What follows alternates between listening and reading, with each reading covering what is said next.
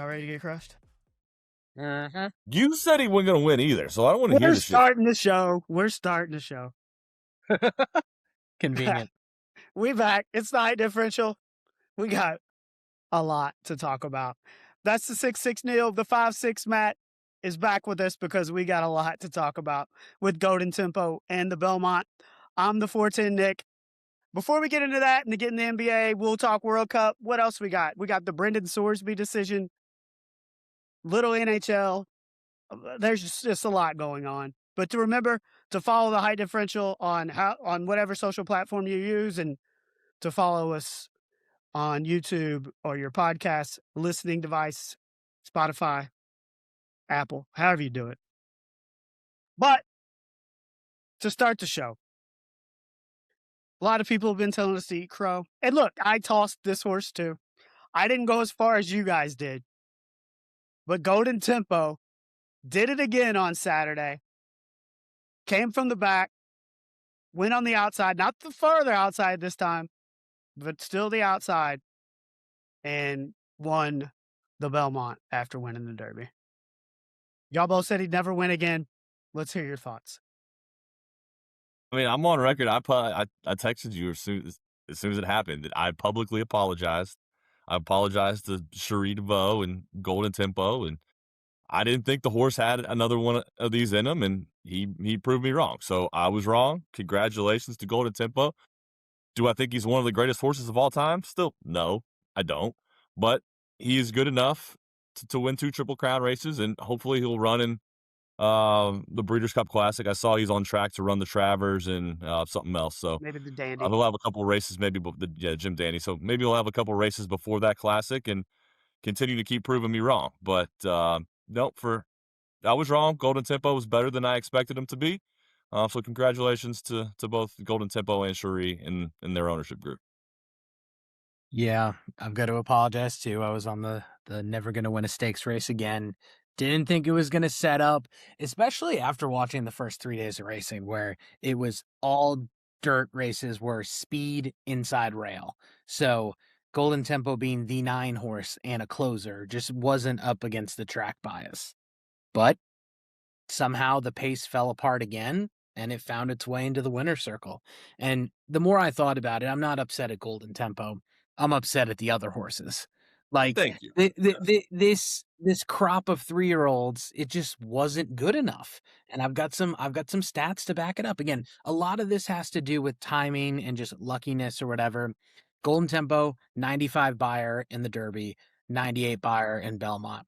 The year before, your second place finisher, Journalism, 102 in the Derby and 108 in the Belmont, and neither of those won. So sometimes you get lucky. It depends on what the 3-year-old crop is that you're running against. But it makes me wonder, like, the Puma, if the Puma won, if it had the Puma raced, what would the Puma look like? Paladin was one of the bigger horses going in, but he scratched out of the Derby. What would that have looked like? It's a lot of what ifs, but I'm upset at the 3-year-old crop of the horses that did run and not Golden Tempo. Congrats, Golden Tempo. Yeah, Matt's completely right. This was a point I wanted to make. Is the 3-year-old crop just that bad? Like, what was this? Like, what was this year? Like, I don't think, as Matt said, they're not that good. This Belmont was 3 seconds slower than last year's.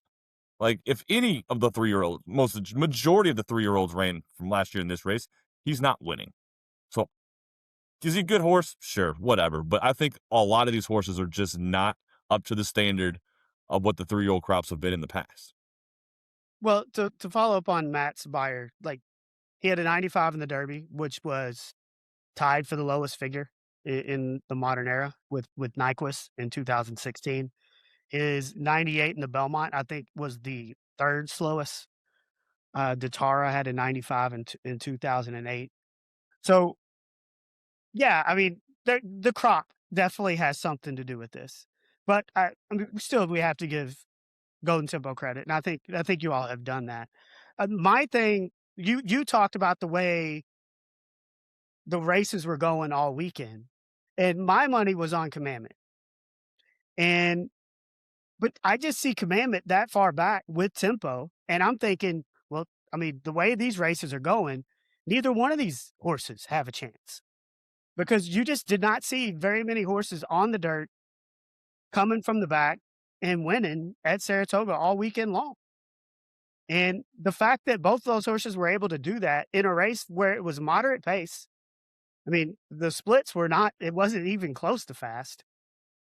It, it says something about those horses that they can close in a moderate pace, but maybe just none of these horses want the distance.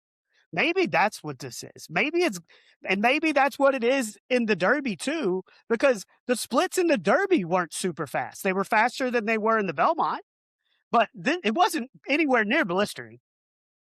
And they were able to close on that. So maybe it's just the fact that Tempo is the only horse of this crop that embraces distance. And that's why it seems like, even though the pace isn't super fast, everybody's faltering at the end, but just because they don't go a mile and a quarter. We talked about the lack of speed, when we went through the horse by horse. We talked about the lack of a pace setter and the lack of speed. Like Power Shift was the only one that we thought really that was going to get out there and, perhaps growth equity. And Power Shift did what we thought he would do. He set the pace, but he's not a good horse. He's going to get out there, but it's going to be slow. It was slow. It was what we thought it was going to be. And there's no excuse for any of these other horses. Not one. I mean, Renegade had it right down the middle of the track. He had his chance. We thought Chief Wallaby at one point was going to win this thing. He had his chance. He had a clear lane down the stretch as well. And Growth Equity, who was one of the unknown horses in this race, for a while I thought he was going to win it. He had a great trip. Yeah, I was nervous after cussing you out. Yeah, like having him in yours and having Tempo out. I was nervous that horse was going to win because it looked like he had a chance. Yeah, like there was just no excuse for any of these horses to not win. And the only one that I think might have a small excuse, but we didn't think he was going to be that far back, is Commandment. I don't know why he was that far back, but Golden Tempo shoved him way out wide. I mean, way, way out wide on that turn, and that caused him to lose a lot of ground. So, if he can keep that on the inside of Golden Tempo, or even, just not get shoved that far out, I think Commandment probably wins the race, because I think he's, even to this day, I think he's still a better horse. Yeah. But Golden Tempo shoved him out wide. That, I think, wasted a lot of his energy to where he couldn't keep up in that final couple strides. Yeah, I was surprised that Commandment was that far back. I don't know if that was a ride decision or just the way it shook out, because if Commandment's back, like honestly, Commandment and Renegade probably should have been switched to where they were, because Renegade was a little bit closer up to the pace and actually had like you said, Neil, pretty much straight lane down the final stretch and just didn't have enough juice. If Commandment was up higher near the front pack, might have been better off down the end, but who knows? Nobody knows. Wasn't he on his fourth different jockey, Commandment? Yeah. I mean, it's like, how do you, Fourth in a row. like, this poor horse, like, he's getting rid by 4 different guys doing 4 different things to him. Like, It's a really good point. I don't know. Like, there's just no, and the one jockey that does have the consistency was Golden Tempo, with Jose Ortiz ridden the entire way. So that horse knows what's expected of him, and he knows what the ride's going to be like. And Commandment's being ridden 4 different ways. Like, I don't know. And that could have been the difference. I mean, the Derby and the Belmont rides by Jose Ortiz were perfection. Absolute perfection. And knowing your horse. And it's a big reason why they won. And look, this horse went off as the 4th best odds, which for a Derby horse is not normal. He was the highest priced Derby winner in his next start since Mind That Bird in 2009. And he's the highest priced winner in the next start to win since Charismatic in 1999. So we weren't the only people that weren't picking this horse. And look, we got crushed all over social media. And look, it was warranted. It was warranted. Your all's take that he would never win again, and the fact that he goes out the next race and wins the damn Belmont, it's warranted. And you would agree with that, right? I just overestimated all the other horses, I guess, but I would agree. I agree. Yeah. It's not on Tempo. It's the other horses in my mind for this race. Now, if he goes out and dominates another race, and I'm not trying to take anything away from Tempo. It's just the horses that were in this race did not. I mean, you said it. Power Shift had a chance if it wanted to. It was out front, speed track. But, I don't know if it had enough juice. You had Growth Equity. Power Shift is the Taj Mahal of this race. Yeah. Fair. It's the Taj Mahal Preakness that's Power Shift in the Belmont. Chief Wallaby coming around the final turn was up front. I thought it was the Chiefs to lose. I was like, here we go, Chief. have at it. Then Renegade comes up. I'm like, all right, Renegade, have at it. And they just didn't want to take it. No, and look, like I said, like I think the one person that I saw took Golden Tempo on, and there might have been more, but Derek Jeter on the MLB on Fox pregame show picks Golden Tempo. And look, there might, like I said, there might be other people, but I didn't see a ton of people taking this horse to win this race. And a lot of people thought he just got a perfect setup in the Derby, and he did. But he, I think ultimately he just proved that he's the only horse in this crop that will go a mile and a quarter. Then he should have run the Preakness. Should have run the Preakness. Well, I was going to get into that next, but what if this race is a mile and a half? He waxes this field. Like he extends they were all done. If this race is at Belmont Park and goes a mile and a half, he might have won by 12 lengths because they were all finished. Yeah. And before we get into the next round of questions about Tempo, I do want to read some of these comments because we did get some good ones. And I think we need to share them. Michael Stewart says, you pinheads need to study his form. He can run the final furlong in 9+ seconds after running a mile, plus against stakes horses, quarter cracks and all. He's a beast. And this guy says he's trained horses for years. So this dude's an expert. So why didn't he win any prep races? Why did he finish? He did. I told you this last week. He was 3 for 5 before the Belmont, winning. I'm talking about the big prep races, not the little crappy ones. He won the Derby. Won the Derby. I said the prep races, You Nick. got to stop with this. The prep races. He lost his prep races. Entering the Belmont, he was 3 for 5, and his 2 non-wins were third-place finishes. Yeah, can you? Who are the horses that beat him? Can you remind us that? Yep. One was Emerging Market, right? Or he beat Emerging Market, and you said Emerging Market sucks. Where's he at? I think he came in third in the Louisiana Derby, right? Am I making that? He finished third in the Louisiana Derby, lost to Emerging Market and Pavlovian. Derby, yes. Yeah. Yes, lost to Emerging Market and Pavlovian. So, given that, and given the Derby, let's just play the Derby out. Coming off of the Derby, for our buddy who made the comment, what was his name, Michael? Yeah, Michael Stewart. Michael, appreciate your comment. Thanks for following the show. Absolutely.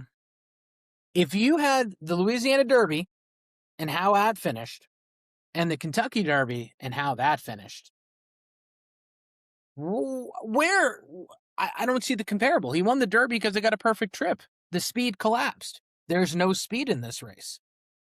And that was the mindset.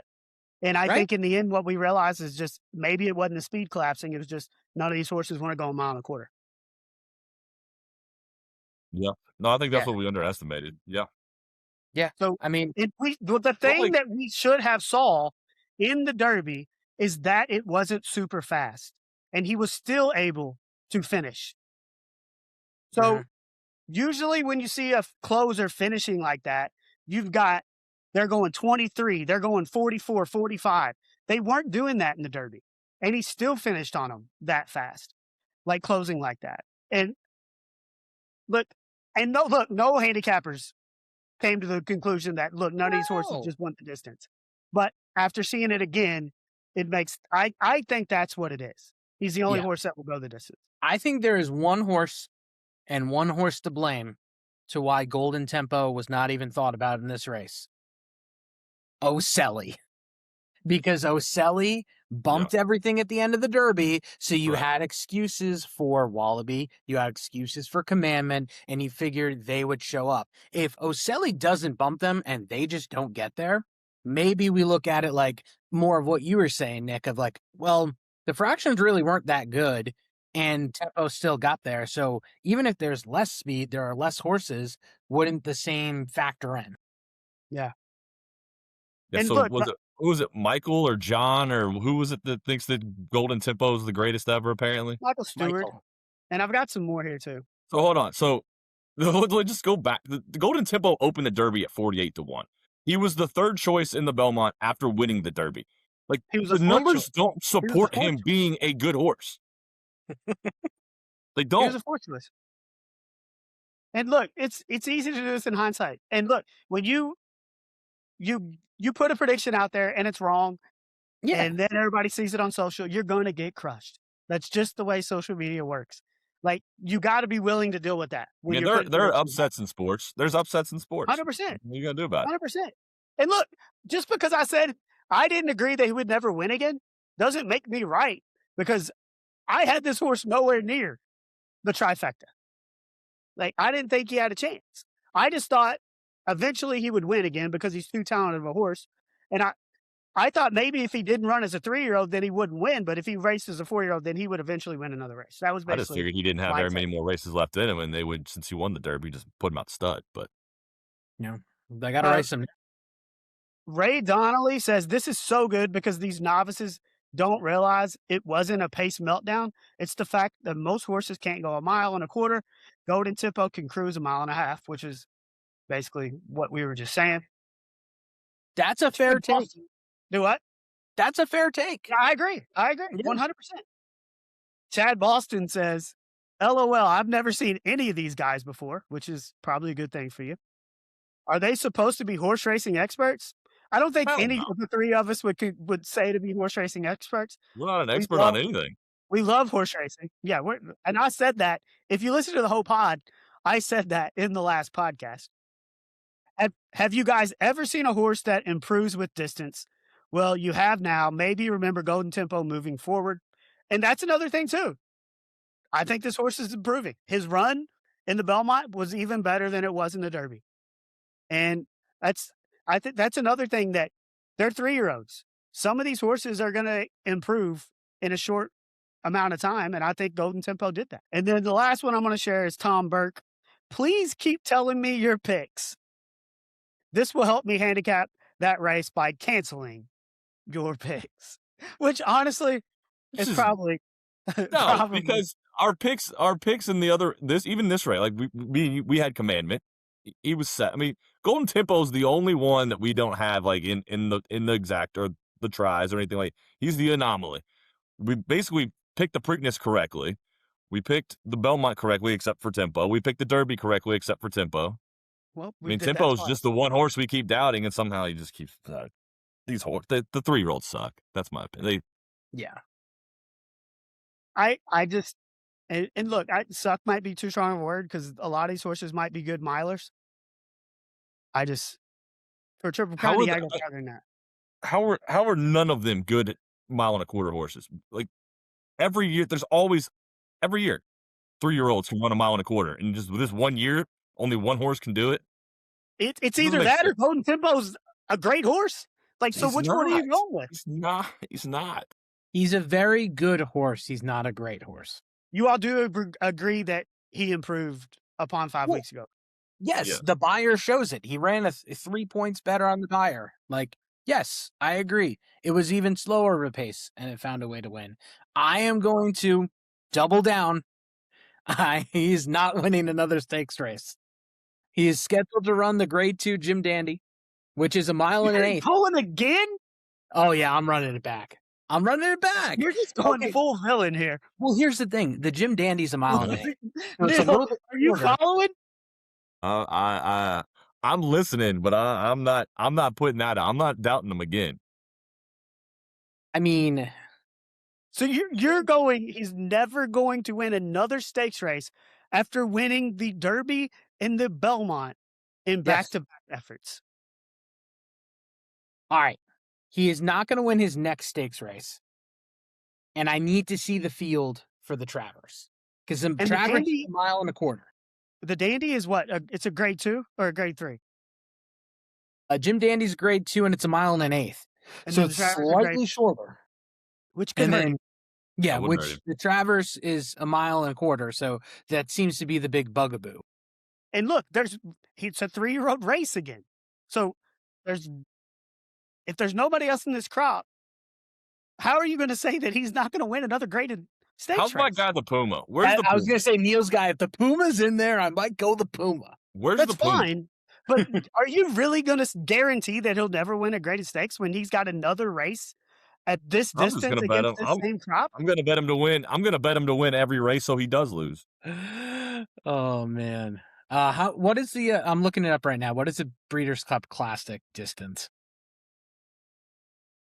Mile and a quarter. So it's got two, like, assuming those are its three next race. Like, honestly, I wouldn't run it in the Jim Dandy. Why? I Just want run it. sovereignty. Give me sovereignty in the classic against Golden Tempo, and sovereignty will blow his doors off. Dude, Well, Baeza's good value at 35-1 right now. Baeza loves distance. I mean, I think aren't they both running this weekend at Churchill in the Foster in the Foster. the The Foster? Yeah, Foster's next. It's not this week. I think it's the following week, right? I thought it was I this think weekend. I thought it was I thought it was the last week. Actually, I think it's the last weekend of June. I thought it was this. Anyways, sovereignty and Baeza are both in that, so that'll be a good one. Yeah. Yeah, Saturday, June 27th. 27th. Okay, I thought it Yeah, was. so the last Saturday. Yeah, Yeah, give me that's gonna be. sovereignty. Give me sovereignty in the classic, and Well, that'll blow Tempo's doors off. I look, and I had all these questions. We're just running with everything right now. Mhm. So one of my questions was going to be, after saying he would never win a greatest stakes, do you carry that forward? And Matt, are you really saying that you don't think he'll win in a greatest stakes race? He's on record. He's already on record as That's- saying it. Yeah, F it. One of these horses is gonna figure it out for the Travers. Okay. And Neil, you're off of that take. Yeah, I'm off that take. I think he probably does win another one because I think these 3-year-olds are so not as good as we expected them to be. I think he probably wins like either the Travers or the Dandy or the whatever. I think he wins one of those, if not both, because I just don't think that the fields are going to be that good. All right. And then you get to the classic. And look, this isn't a thing to predict that he's going to win. Is he a contender No, to compete for the classic? no, I'm not going that far. The pace doesn't fall apart. Nope, no contender for the classic. And I mean, shoot, we want to talk about the classic. The horse that just beat Journalism, Nisos, had a great race. Granted, it was 7 furlongs well, on Belmont Day, but Nisos looked really good. look, here's the thing about the classic. The crop of older horses is really, really good. Like, you're talking Nisos, you're talking Forever Young, you're talking Sovereignty, you're talking White Barrio, you're talking Journalism. Like, if this was a couple years ago, where it was Sierra Leone, who was 3 years and won the classic after coming up short in the Triple Crown races, then and it was just a bunch of 3-year-olds going after it, then I would say, yes, you have a chance. But because there are so many older horses that are quality, I don't think this horse has a chance in the classic. Nope. It's the combo of their quality and they can run the distance. Yes. I mean, you got Forever Young coming back after winning it. It's just like these horses are too damn good. They're so good. They're so good. Honestly, again, nothing against Golden Tempo. I don't think Golden Tempo was the most impressive 3-year-old at Belmont on Saturday. It's The another Englishman, Cherie the DeVoe. Englishman, and the Woody Stevens 115 buyer matched the track record. Right. And now that was a Cherie and Jose connection. That was Cherie and Jose. So they had a really good day on Saturday. But the Englishman had a heck of a race. I think Well, it was and you talk about the what? it was a couple races before the Belmont. Yeah, it was the Woody Stevens. And then in the mile, Nisos put up a 109. So it's not like they weren't putting up big figures at Saratoga. They were, and it just didn't have one in the Belmont.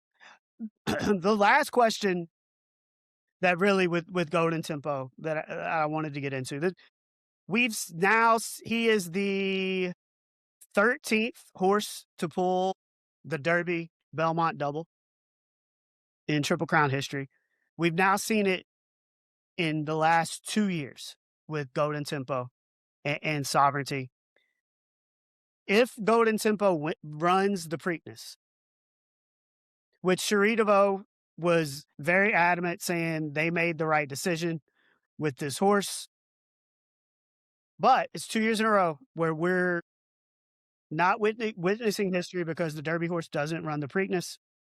But also, there's a part of me is kind of happy about it because I think a Triple Crown winner with a mile and a quarter Belmont would have watered it down. Yeah, That's no, a good you're right. I don't know, and I would have liked to have seen him run the Preakness because I think he probably would have won. And we could be talking about a Triple Crown winner, but also we don't know how the horse responds on just 2 weeks. Like he was a fully rested 4 5 weeks since the Derby. So, he was at his best out at the Belmont. And had he run the Preakness, maybe he was not going to be at his best at the Belmont. And maybe if he ran the Preakness, he wouldn't have been his best in that race either, coming off a 2 week carryover from the Derby. So I don't know how that horse would respond on the 2 weeks. I would have liked to have seen him try because a Triple Crown in horse racing is one of the most exciting things in sports. But maybe he's just not the same if he does that. So Cherie knows the horse better than we do, obviously, and she thought that was what was best for him, and she was right. I still would have liked to seen it, but she might be right. Yeah. I think most realistic result, I think it wins the Preakness because the Preakness just was a bad field. I Correct. don't know if it would have bounced back enough to even win this race at the Belmont. And I think it's That would have fair. been that's what I think might happen, who knows? But it's hard to say that she did the wrong thing by sitting him out. The horse ran 2 races, won them both. Now, last year, I think the wrong decision was made because I think Sovereignty is one of the best horses that we've seen in a long time. He would have won the Triple Crown without question. So last year, I think Sovereignty would have handled it and dominated the Yeah, over. because Journalism won the Preakness with a 95 buyer last year, He and Yeah, almost but fell remember down that when he did run? it. He Remember about yeah, that fell run? down. yeah, no, I remember the run. Like it was a crazy Like a run. 95 with all that happening is I mean, pretty he good. fell down, got back up, and still won. Yeah. But and then he was a close second in the Belmont. So he was like Journalism, I don't think faltered at all through the 3 races. So I feel like Sovereignty could have run it if it wanted to. Yes. Here's what Sovereignty, if it is a mile and a half, does he win at the mile and a half? Like that's why if somebody would have won the last 3 years with the Belmont being a mile and a quarter, it puts an asterisk on the whole thing. And even with Golden Tempo, I think would have been even better horse at Belmont with a mile and a half. We've already talked about that. But I don't there's a part of me that's like, yeah, I want to see him run for it. But in hindsight, I'm kind of glad because you don't have a Triple Crown winner that is going to have that asterisk. And maybe we all know that maybe the reason why a lot of the horses sit out the Preakness is because it wasn't a full Belmont the past few years. But maybe people are thinking that it's too much, it needs more rest. So maybe it kind of stretches out the calendar where we kind of get your May, June, July and have a modern Triple Crown. You can have the distinction of the old Triple Crown and a modern Triple. Well, and you might see, like you've talked about several times, you might see more horses running the Preakness because they don't want to go a mile and a half. So they might come back in 2 weeks instead of waiting 5 to run another race at a mile and a Yeah. quarter. And Yeah. look, here's another thing too. I said 13 times in history we've seen the Derby Belmont double. Happened twice in the last 3 years, which means it happened twice when both races were a mile and a quarter. Both races are the same distance, and it makes sense. In the history beyond that, it happened 11 times. The last time it happened prior to 2025 was 1995 with Thunder Gulch. Were those other times, were those horses that decided to skip the Preakness and win the Belmont, or did they just lose the Preakness and come back and win the Belmont? I think there's a combination of both. Okay. But that's just the 11 horses prior to the last 2 years that have won both races. No. We had Triple Crown winners in between there. Like this is just a double.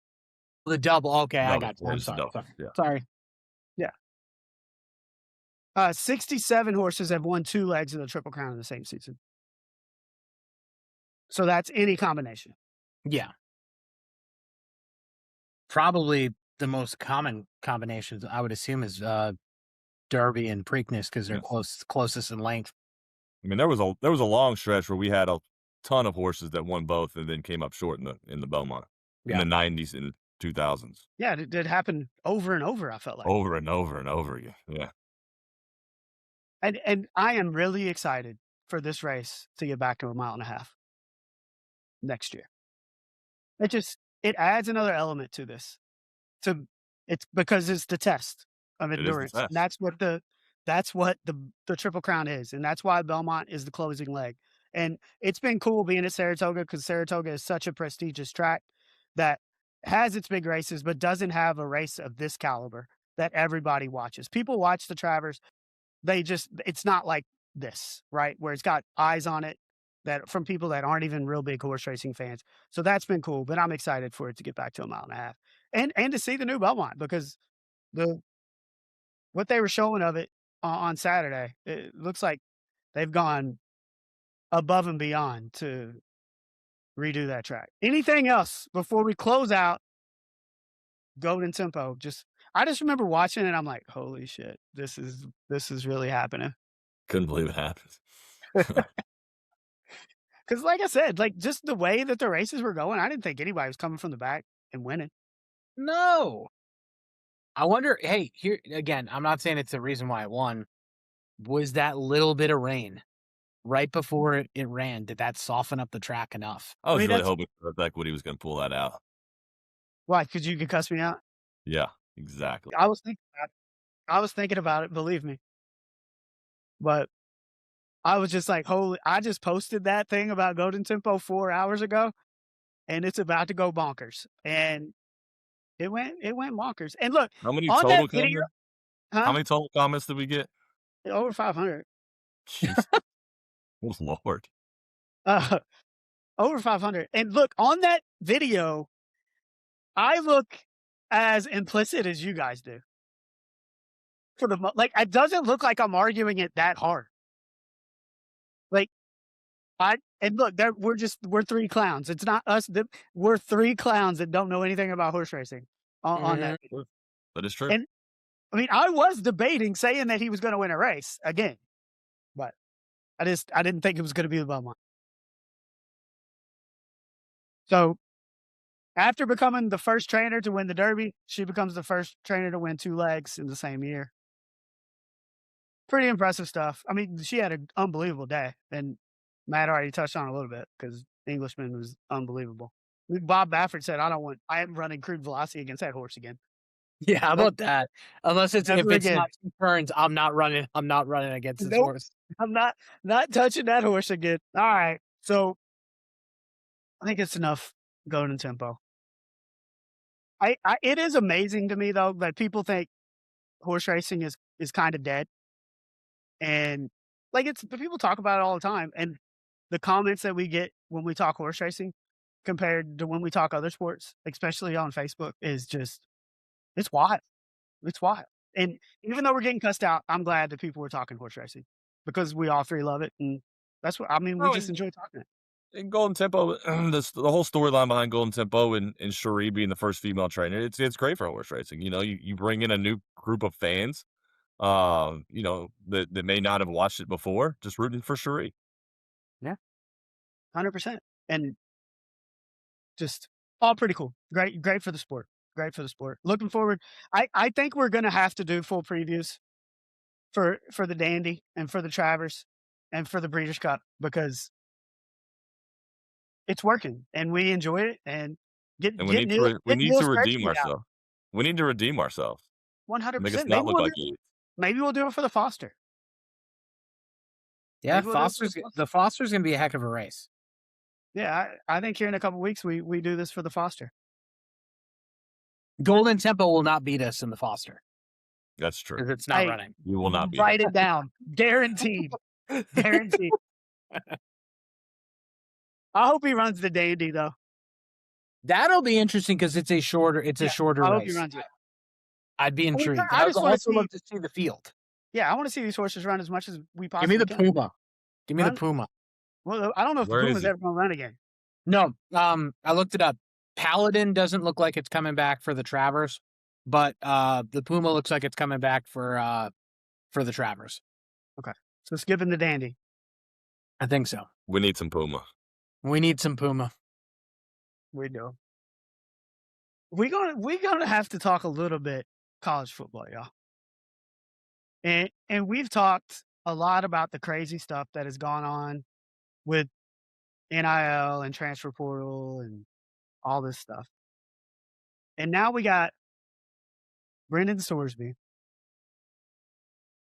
trying to go to Texas Tech. Dude got implicated for what? How many 40 wagers involving Indiana while he was a freshman quarterback there? And then has spent over $90,000 betting.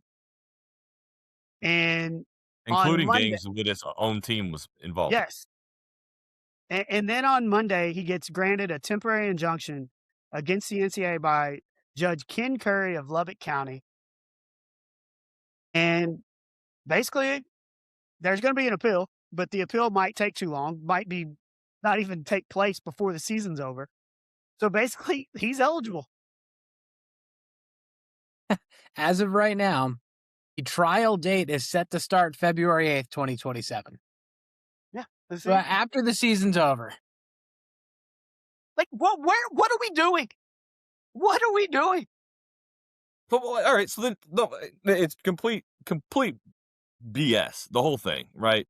Like some judge in Lubbock decides, who's probably a Texas Tech fan / No, booster. there was a Texas Tech fan, and he came off of it. He came off of the ruling. So they got a new judge. And then who claims that they're not? I mean, come I on. don't know. Like, But I mean, we don't know if they are not. right, But we he's don't know. probably getting some kind of promise from a Texas. Even if he's not, a Texas Tech booster is probably like, hey, I'll throw some money your way when it comes time for your re-election. Make this guy eligible. And what happens? And like, first of all, don't have, if you're gonna sue the NCAA, you can't have a judge in the backyard of the team that's on trial or the player that's on trial here or who's in question. That's just wrong. It happened in Alabama with the basketball player, where the judge in Alabama, who was a booster, granted him eligibility, and then another judge came along later on and squashed that. But send a message to Texas Tech. Like, if he's going to play, isn't there not a selection committee for the college football playoff? They don't have to vote them in. Correct. Don't vote them in. And there's already ADs that are out there that are telling their athletic departments, do not schedule Texas Tech in anything. Georgia's done it. Nebraska's done it.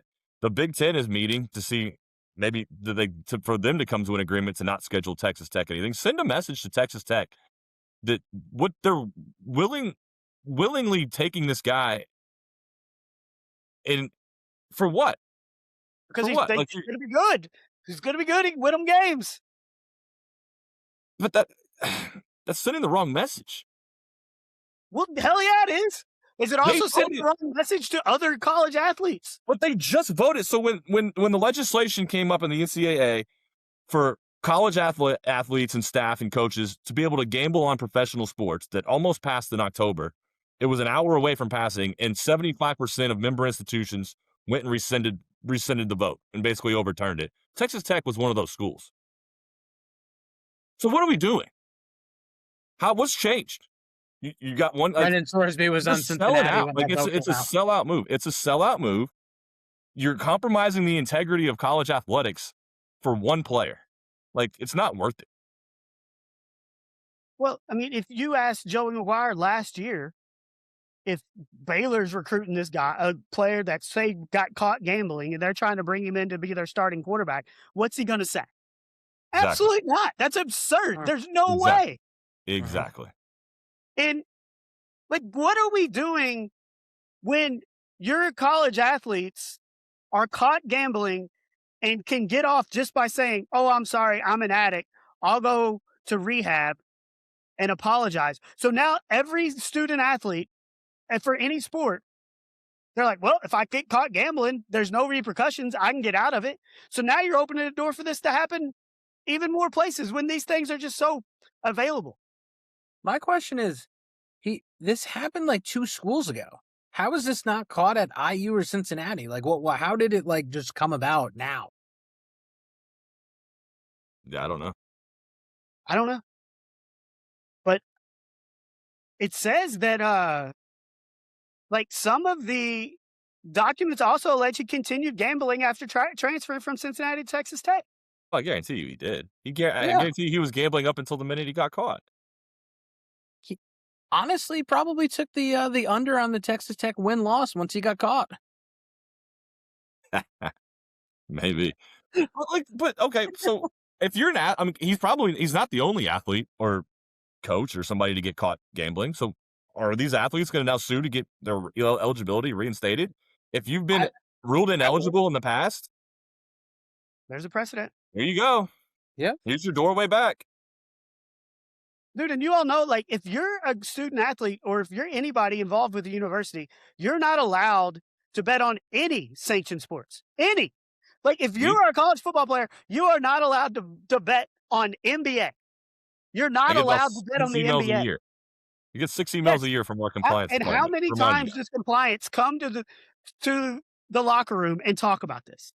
Yep. Every year. Every And single year. Maybe multiple times a year. Follow-up email this week. Yes. And you are betting on your own games that you're playing in $90,000 worth. And they're just like, it's cool. Well, no, he gets suspended 2 games against 2 games. What, Tarleton State and Oregon State or something? Abilene Christian and Oregon State. Look, and he said he never bet on his own team while he was playing, right? Isn't that what he said? No, because I think he said that he didn't play with Indiana, but he bet on Indiana to feel part of the team. To feel part of the team. Was he redshirting or something? He might have, I don't know if he was redshirting or he was hurt. Yeah, or just knew he was far down the depth chart. I mean, it's just like you are got inside information. Even if you are a sideline, if you're a reporter for a game and you get inside information, you are not allowed. If you bet on that game, you are fired forever. And you should be. Yeah. Like, this is just the most asinine thing. The NCAA has no control over it. No joke. This time last year, I had a wedding derby weekend in New Jersey. And I had to look up, because Twin Spires was not legal in Jersey. It was Derby weekend. I had to go down to compliance and make sure I could sign up for FanDuel Racing and I wouldn't get fired because it showed up on FanDuel. Right. Yeah. And you got to be aware of that stuff. I mean, we criticize, a lot of people criticize the NCAA and their handling of rulings and decisions and all that. There's nothing they're trying to do the right thing here and they're just not allowed to. They're not allowed to do anything anymore. Look, and with the NCAA, some of this stuff we can debate some of this stuff, like transfer rules, and we can debate that. This is not something that is up for debate. No. Apparently, according to a judge in Lubbock, Texas, it is. The Texas Tech judge and the people at Texas Tech, nobody is on that side of this one. Nobody. Honestly, again, this would never happen, but what Texas Tech should have done was just said, look, we care about the individual. We can't let him play. We'll honor his scholarship. We'll see him through the year, do whatever. But we cannot have him play for the integrity of the game. But they don't care. They need to win. They don't care. Why would they do that? Then they don't win games. That don't help them win games, Matt. I know. And like I said earlier, if you asked Joe McGuire about this last year, this would be an absolute no-brainer. And now because it's helping his team win, just turn the cheek.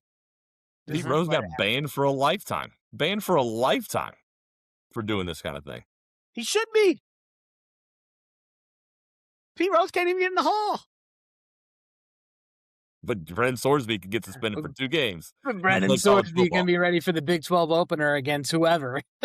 No, I agree. I agree with what Nebraska and Georgia and kind of what the Big Ten's talking about and what some of these schools are talking about. Just send a message to Texas Tech.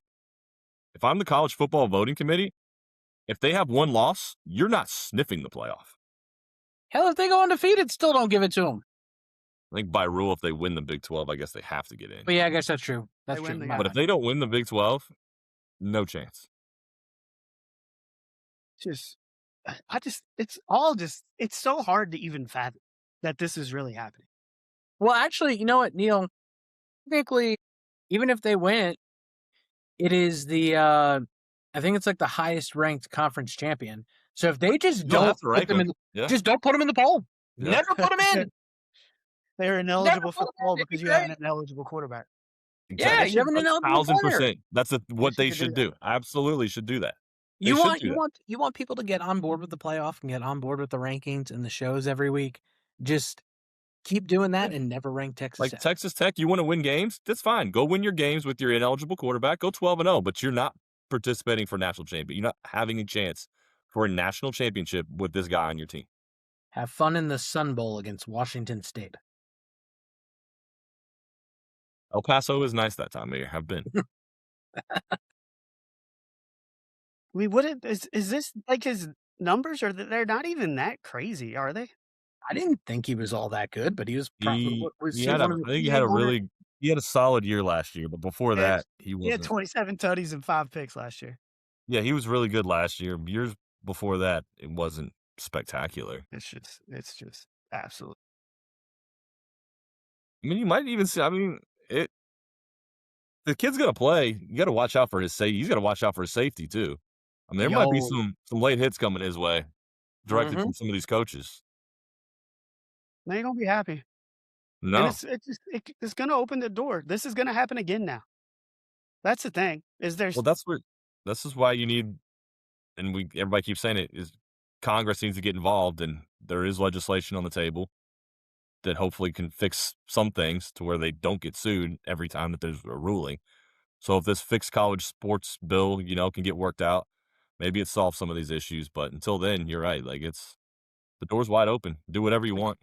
there's no rules, and Right, that like you said, if any other player lost time because of gambling, I'm reaching out to a lawyer and a judge right now, being 100%. like, "What about him? Why Yep. why am I much different than him?" Yep. And if I'm a student athlete, I'm not scared to place a bet now.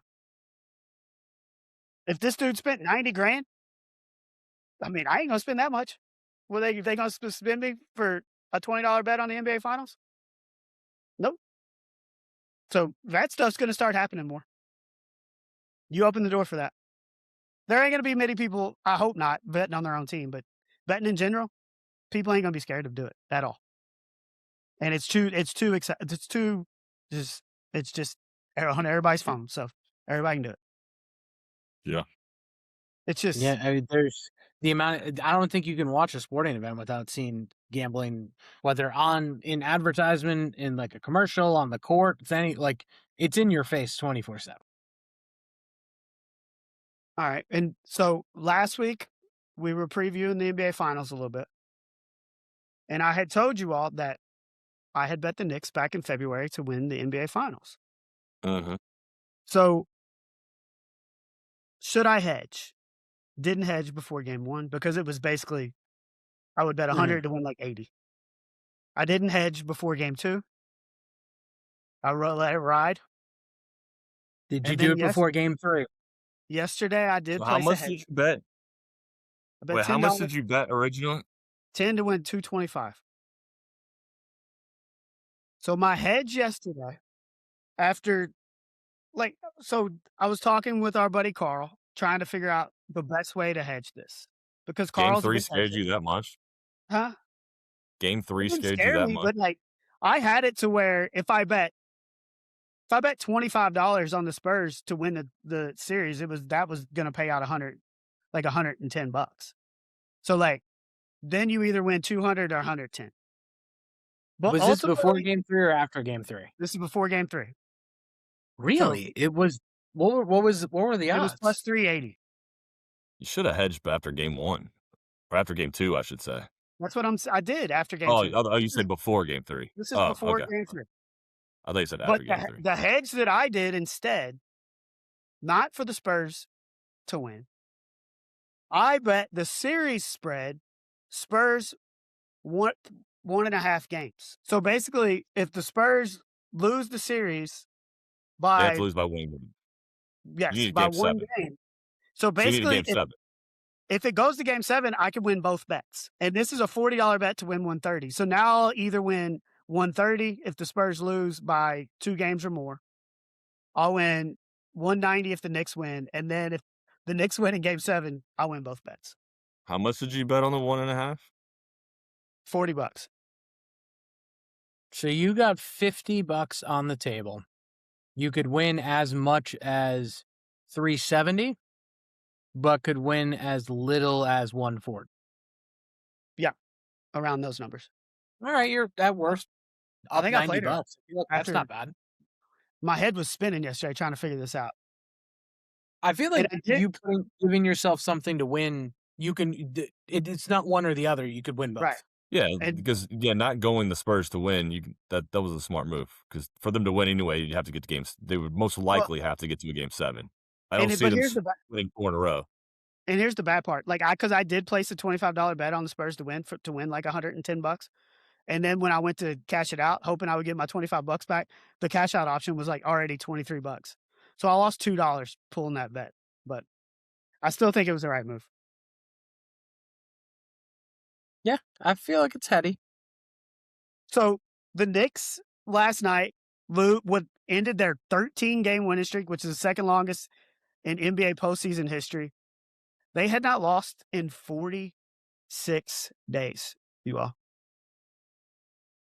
That's crazy. That's And that place was bonkers last night. Unbelievable atmosphere. I just in the second quarter, because the first half was very similar to the first and second game, Mhm. and the Knicks kind of took control in the second quarter. I think they scored 40 something points in that second quarter. But the Spurs had to win, and you kind of saw that determination to start the second half. And the Knicks offense at times looks incredibly stagnant, and I think a lot of that has to do with the way the Spurs guarded them. Like they took Wemby off of Cat in game 3, which is, to me, you take Wemby off of somebody that should be even more productive, but the Cat was not as productive in game 3. It's going to be interesting to see how this thing goes in game 4 and if the Spurs keep that strategy. There is a ton of pressure on the New York Knicks right now. Because just all the hoopla, like there was a lot of things involved in game 3. Trump there, everyone there, all that stuff. First time final since 99, blah, blah, blah. All the pressure is on the Knicks, though, because if you don't win game 4, you win both games down in San Antonio and you're going back to San Antonio, it's tied. I mean, sheesh. If the Spurs win game 4, they might win 4 in a row and just end this in 6. I agree with that. I think all the pressure is on the Knicks right now because you have to win game 4. Because like you said, if you go back to San Antonio and this thing's tied and San Antonio gets that home court advantage back. In San Antonio in game 1, they looked like they were cruising. I mean, they were up 14 in the third. I was Mhm. about to put it to bed and said, all right, Spurs up 1-0. And the Knicks came back. The Knicks always, for some reason, just find a way to somehow just keep clawing their way back into games. But the Spurs have been good. The Spurs have been good. They proved that they can win big games against Oklahoma City. They closed that one out on the road in game 7. The Spurs are a good team. They, to my mind, they blew game 1. They blew game 2 with a terrible turnover at the end and the Mhm. foul up on Wemby. They were right there to win that, and then they go into the Garden, and win game 3. So the Spurs have been right there, perhaps to even be up 2-1. We're right there to maybe even win all 3. Pressure's on the Knicks. Give me the Spurs in game 4. I mean, both of Sam, y'all were go on the Spurs, Spurs go. to start the series. Like Matt, you said in 5, right? And Neil, Yeah, that's dead. did you say 6. in 6?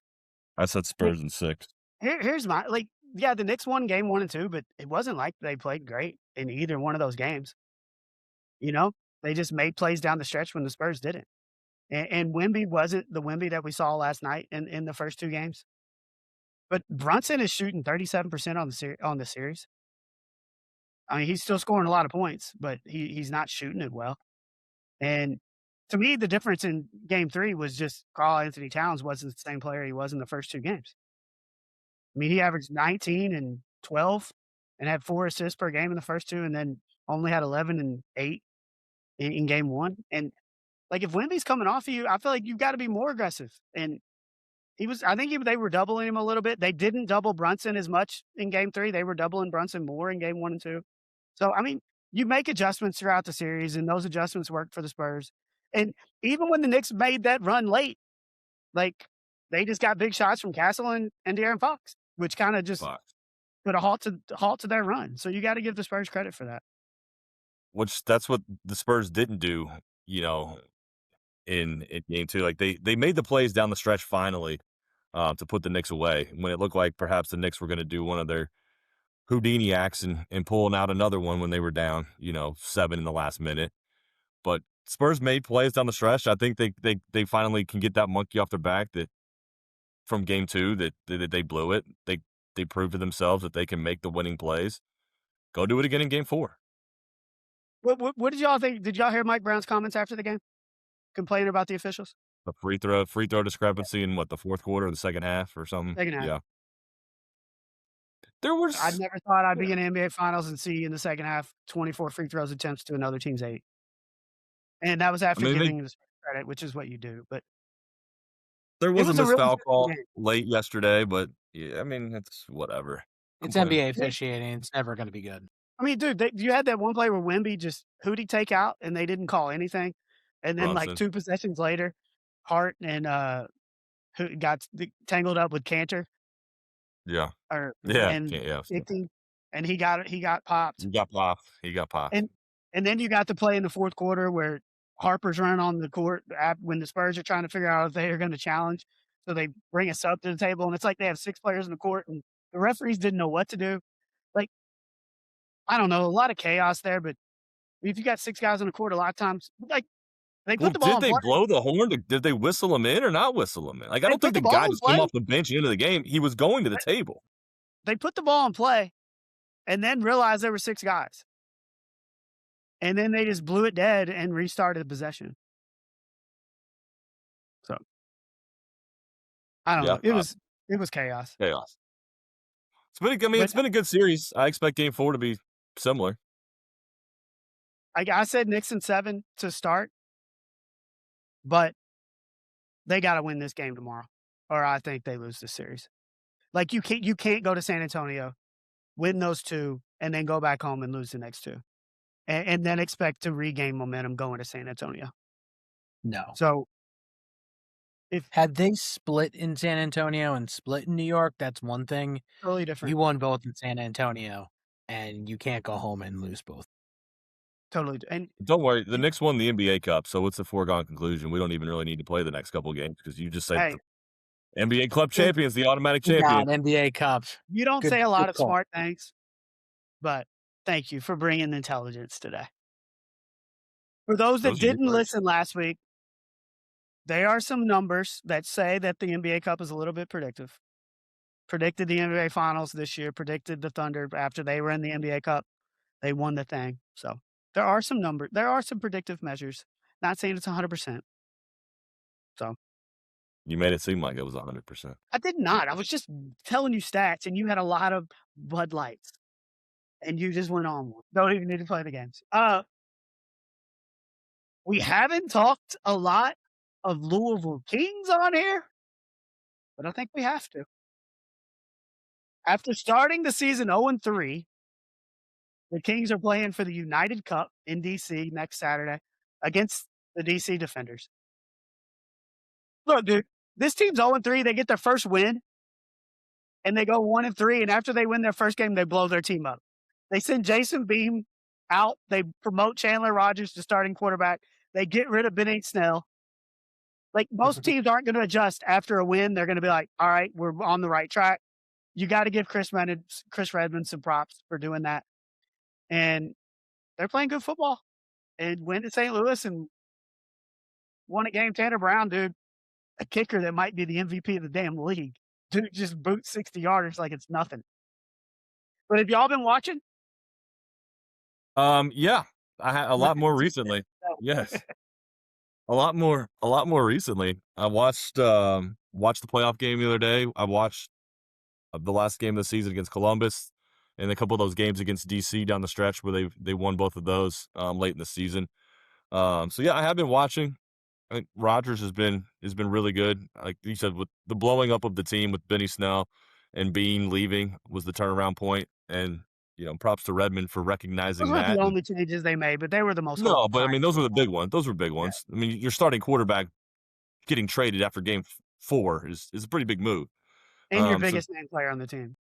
yeah, so props for Redmond of recognizing this isn't working. Let's try something else, and he hit lightning in the bottle, and so the Kings have won 7 out of 8 now. They I were believe with that they playoff were win. they were 0-3, and Yeah, so they're rolling. Like I said, they've beaten DC twice, once on the road, once at home, both late in the season. So I had imagined that they're probably going to be favored in this UFL Cup On the championship. It road is in when they're DC. playing. Yeah. It is in DC, but they've won in DC. They beat this team twice, and they beat them twice within the last month. So give me the Kings. How do we get Matt Paris to buy into the UFL and the Louisville Kings? I'll watch on Saturday. You said the game's on Saturday? 3:00 Saturday. I'll Yeah. tune in on Saturday. And look, I will admittedly say that the fact that I worked a lot of these games got me more invested. But like It's if it wasn't fun. Louisville, I would not be watching. Correct. But it's a hometown Technically, you're team. a sponsor. You're getting paid to work these events. Do what? You're a sponsor. You're being paid to work. 100% I'm getting paid. I'm not doing that for free. But like, dude, like I worked all but one of the home games, and like Lucky Jackson was like talking to me at the end. Like, when they see you every game, they start recognizing you, and like it's just cool being around them and to see them have success and be cool. Will you buy a T-shirt, Neil, if they win on Saturday?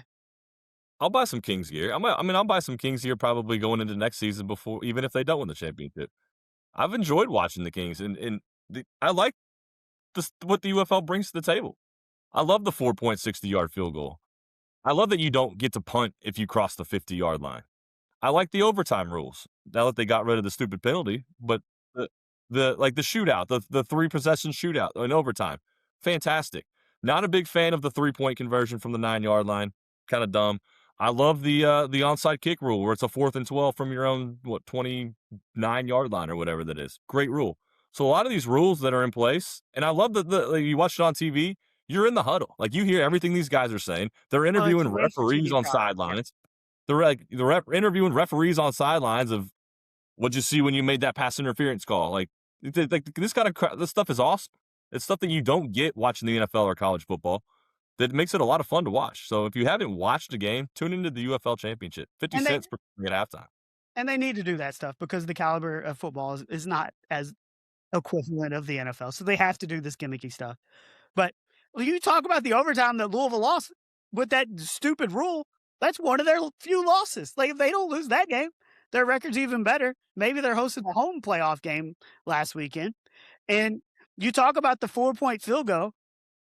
They're up 5 with the ball, and they kick a 63-yarder.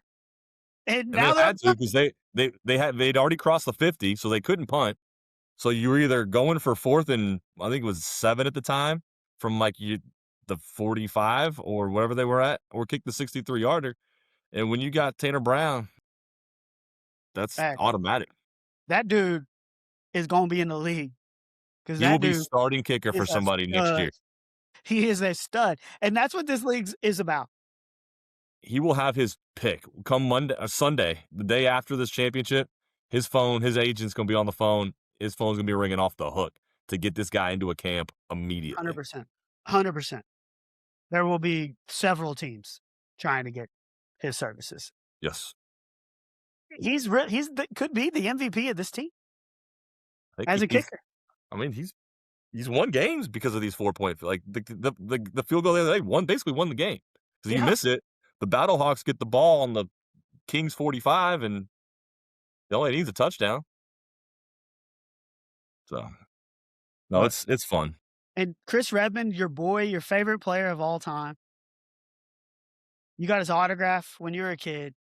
Oh, it's on my shelf over here right now, actually. You'll remember that forever. And now here, wait, I got something for you. Hold on, wait. But now he's trying to bring Neil another memory of Louisville Kings championship. 1999. That's tight. Me as a kid. 1999. I got the Redmond jersey on and everything. Nice bowl cut, butt cut you got going on there. Yeah, it was just long hair. It's not a bowl cut, just long. But that's my boy. Oh, so go Kings. Are we gonna make the trip? I wish it wasn't 10 hours. Tickets are cheap. It's only like $20, right? $25 Yeah. getting the UFL bowl. If it was like a 4-hour drive, I would do it. You get 50 cent. How you get a 50 cent concert at halftime? Oh, 50 cent? 50 cents the halftime show. Yeah. Well, let's go, dude. We in the club. Let's do it. I mean, we can look at flights. They're gonna be expensive. Yeah. NHL's been crazy. Like, There's It's just so much. 3-3 at the end of the second. Yeah, the Knights have tied the game with 2 goals late in the third or late in the second, so we go 3-3. 2 overtime, a double overtime game, a single overtime game, and a one goal game in game 1. So this series has been tight. It's been entertaining. If you didn't watch game 3 when the Knights were up 4-0 in the fourth and Carolina scores 3 goals in 36 seconds and another one late to score 4 in the third and send this thing into overtime, like, it was wild. And lose because a shot went off the backboards and then off of Off the the goalie's goalie's foot. back. Yeah. Like, And then the tying goal, like, dude gets shoved into the net. Like, it was a crazy game. They scored 3 goals in, what, 30-something seconds when they were down 4-0? And look, I know we miss Doc Emmerich on the call because he is the GOAT, but Sean McDonough's pretty damn good. He's very good. He's very good. Mhm. And Sean McDonough has been doing this since I was a kid. Like, I remember him doing Braves playoff games in the early 90s. Like, this dude has been doing it for a long time. Yeah. And I'm pretty sure he did Red Sox games. Like, I think he started with the Red Sox before he Yeah. went national. I think. I mean, But- if you can do play-by-play for hockey, you can do play-by-play for any sport. Hockey is incredibly hard to do with as much action that goes on and line changes in the middle of the act. Like, how you keep up with all of it is insane. Yeah, I mean, like, I tried to learn hockey this year because I watched more games than I ever did because I became a kind of Tampa Bay fan, and they choked after that. And I'm gonna try to continue it, but I still got a lot of rules to learn. But we're efforting, and I've enjoyed. Like, I'm watching all of the Stanley Cup. So I guess we need to talk a little World Cup. Matt, in addition to being our third leg of our horse racing coverage, Mhm. I'm also calling you our soccer expert because Love it. Neil, I don't think either you or I would classify ourselves as soccer experts, Zero knowledge. but the U.S. is hosting the World Cup for the first time since '94. That was really big because MLS started like 2 years later, so it was really big in getting the MLS started. Do you like it's the host cities are Atlanta, Boston, Dallas, Houston, Kansas City, Los Angeles, Miami, New York, Philadelphia, San Francisco, Seattle, Toronto, Vancouver, Guadalajara, Mexico City, and Monterrey. Like, wild.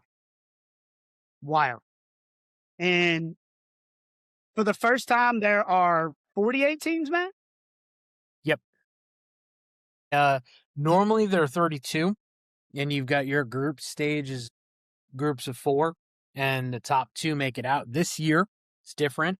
Your top 2 make it out of every group, but you also have a plethora of third-place finishers to make it out. I haven't dove in to see whether it's goal differential, this, that, the other, but you have more teams advancing because normally you go from group stage to the knockout round, which is normally 16 teams. You have a round of 32, and then you have a round of 16. So 32 starts the knockout. Yeah. So you have 2 rounds of knockout instead of 1 round of knockout. So the U.S. There's no buys for like first place finishers. Nope. It depends. There are the earlier groups. I don't know if there's a rhyme or reason for this. The earlier groups, like if you finish in group, you win Group A, Group B, Group C, Group D, you're going to play a third place finisher. But on the farther end groups, if you win your group, you're playing a second place finisher. I'm guessing just the way the numbers work out, it's not an even switch.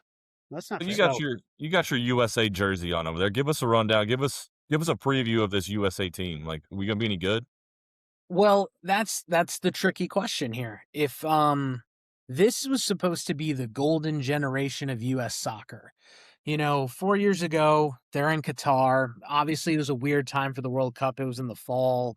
Neil, you and I were in the Bahamas when they were playing because we were down for the battle for Atlantis, and it just felt weird having World Cup going on while women's basketball's We being were playing played. Wales, I think, when we were down in the Bahamas. Yep, it was the opening game against Wales, Yeah. and we had to go and watch in the sports book because it wasn't on anywhere else. That's right. I tried to get on YouTube TV. Turns out YouTube TV doesn't work internationally. But no, this group, the best players in this group are in their prime. They've been playing in Europe for years. Pulisic's been playing in Italy. Weston McKennie's been playing in Italy. Tyler Adams has been playing in the Premier League. You have all these players that are in the prime of their careers playing European soccer that people know, and this should be the best team that they have talent-wise. But up until 2 weeks ago, they had not been performing in friendlies. Now, part of the World Cup is if you're the host, you advance already. You don't have to worry about qualifying. So you're just playing friendlies that really don't mean anything rather than having to qualify to get to the World Cup. That's also part of the reason why the World Cup expanded, because there are 3 hosts. You have Canada, Mexico, and the US. Had it been the old school way, that would have been like 3 of the 4 CONCACAF qualifiers. There would only been 1 other qualifier from the whole CONCACAF region. So with 3 hosts, you kind of had to expand the tournament. But they just hadn't been playing well. But they had a game against friendly against Senegal 2 weekends ago down in Charlotte. Went up 2-0, gave up 2 goals, scored the winner, won 3-2. Just played Germany this past weekend, gave up a goal in the 2nd minute of the game. Had a screamer from Robinson before the end of the first half. Honestly, outplayed them for good parts of the first half. And then, trying different subs, getting people in and out in the second half. Gave up a goal, lost 2-1, but played really well against Germany. I think the progress is stepping up for them heading into the opener Friday night. So who we got was it Paraguay Friday? So Friday night, 9:00, we face Paraguay, another CONCACAF team. They're in their first World Cup since 2010. So they Okay. haven't been in the World Cup in a while.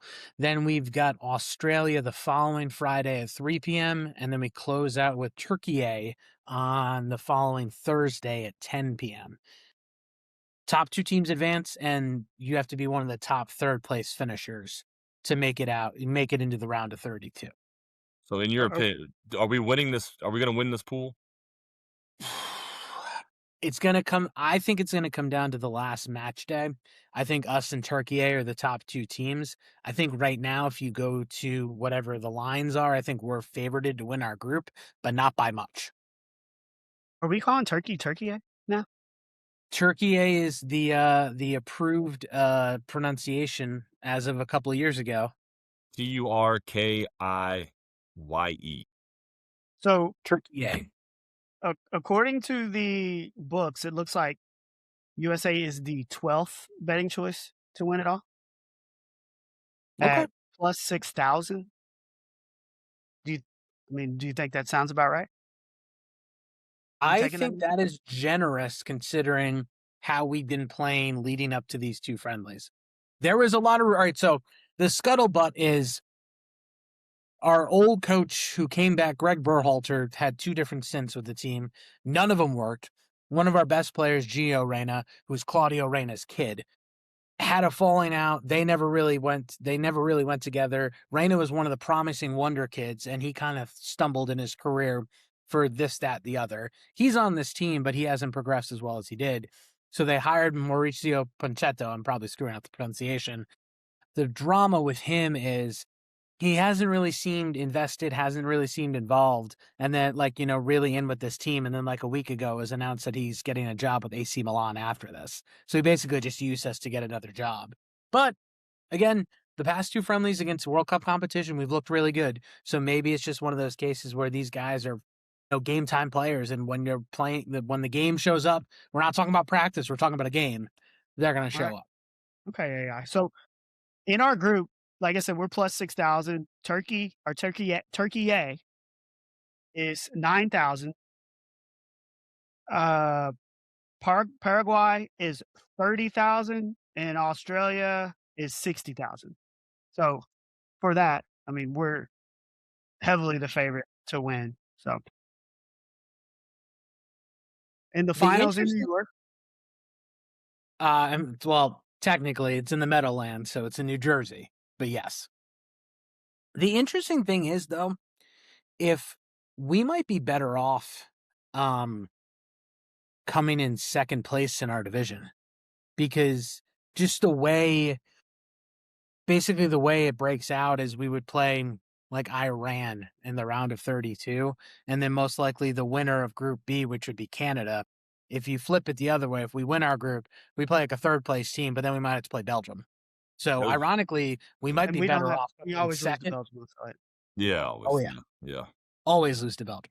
But I don't know, you never know with soccer, you never know where teams are gonna finish. But there is a case to be made that the path, if everything kinda plays out together, works in our favor if we come in second rather than first. So it'd be interesting that if you come into that last match day against Turkey, we might know that we're going to finish first or second. Like if we win our 2 matches, Turkey wins their 2 matches, we're going to be 1 and 2. If the path is easier, it'll be interesting to see how they handle that game if they know they're going to advance. Yeah. And have you all seen the commercial where it's basically acting it out as if the USA wins the thing? And they're kind of playing off of the 1980 Miracle on Ice.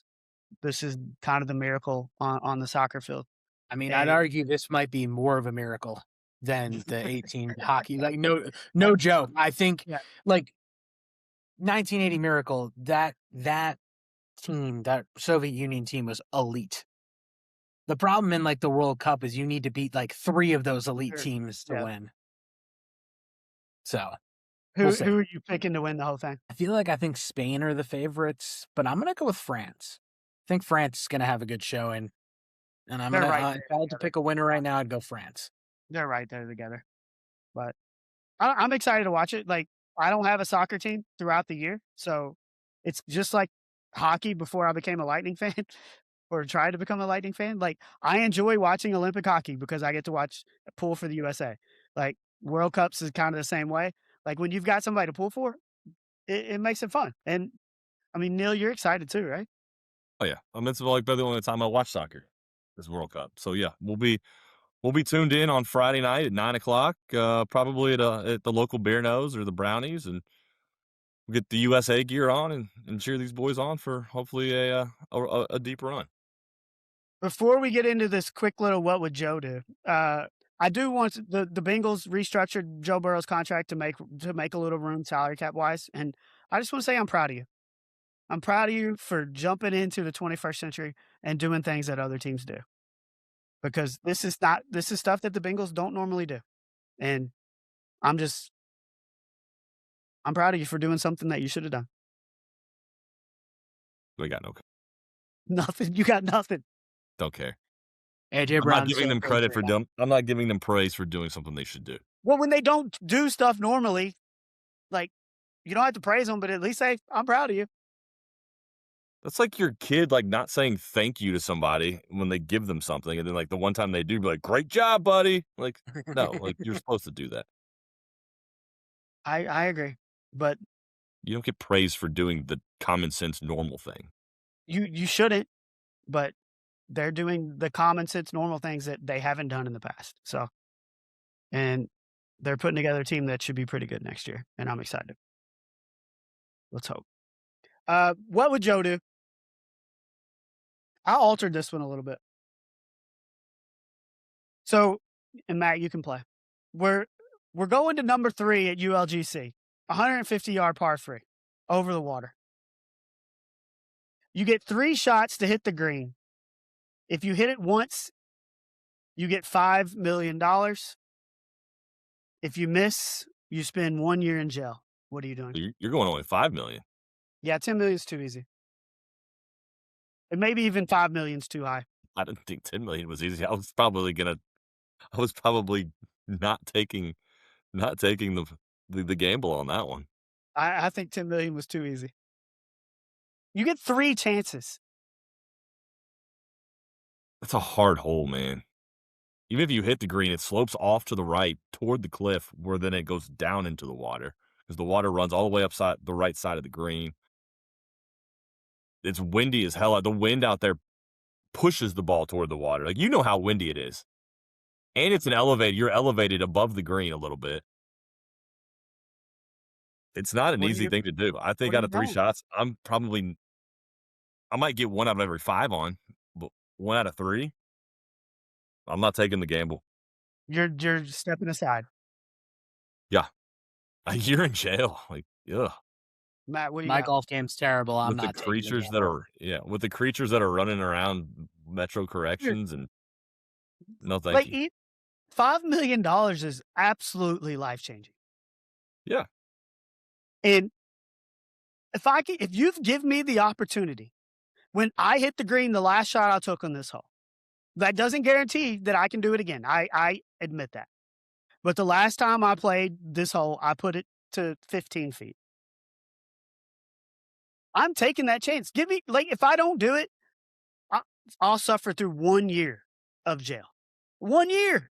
I'll be out in 1 year. If I make that happen, that $5 million is absolutely life changing. The hardest thing to do is to build wealth in the beginning.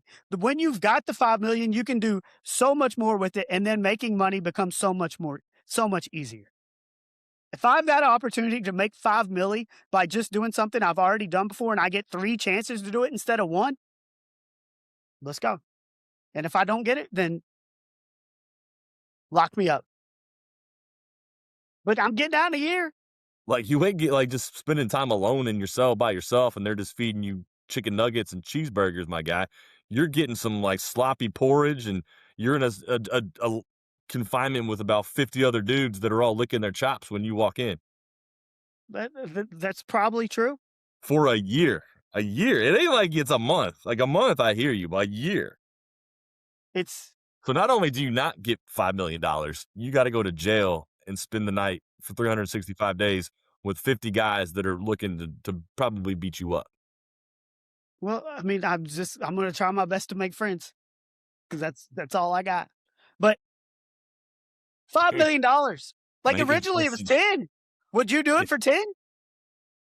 no. I just thought it was too easy for 10. I'm not doing it for 10 either. Nope. Because it's exactly what Neil said. I could probably hit the green, but with my luck, it would roll off. You get 3 chances. You guys have seen me play golf. I almost ruined a woman's porch on the second hole of a goddamn round we played. That's true. Glen Oaks #2. I was there to witness that one. Yeah. Look, and they're waiting, I'm guessing, on the tee box. And if you don't do it, they're cuffing you and they're taking you right away. So it's real. But on the other side, there's a wheelbarrow full of a lot of money.